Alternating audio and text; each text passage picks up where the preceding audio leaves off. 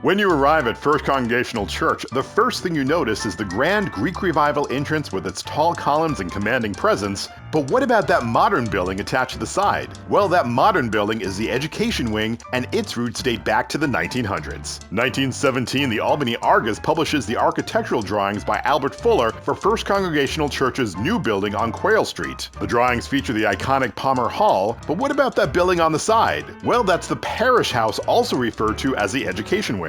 Fuller envisioned a building in the colonial style to house the Sunday school and church offices. But if you remember your history, 1917 was also the same year the US entered World War I. So resources were being conserved, labor was in need in the factories, and First Congregational was forced to put plans for the education wing on hold until the war was over. So when the building was dedicated in 1919, the northern side looked like this. And it sat like this for many years until 1956. That's when the Second Congregational Church left their home on Chestnut Street in Albany to join the congregation of the First Congregational Church. Everyone was happy to welcome the new members, but they suddenly realized they were out of space. Sunday school was being held in the balcony, the kitchen, the coat room, anywhere they could fit in, and the social hall was bursting at the seams. So in 1957, the congregation decided now is the time to build the education wing. A kickoff dinner was held because, well, that's what we do when we launch a project in the Congregational Church.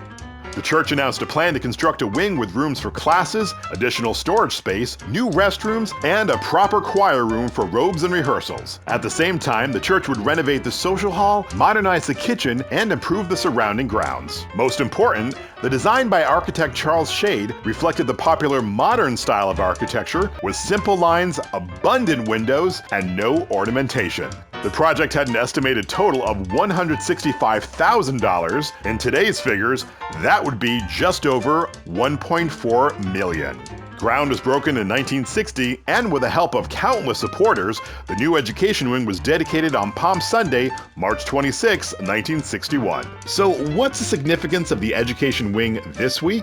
Well, because ground was broken for the project 60 years ago this week, Palm Sunday, 1960. Learn more about our history at firstcongregationalalbany.org.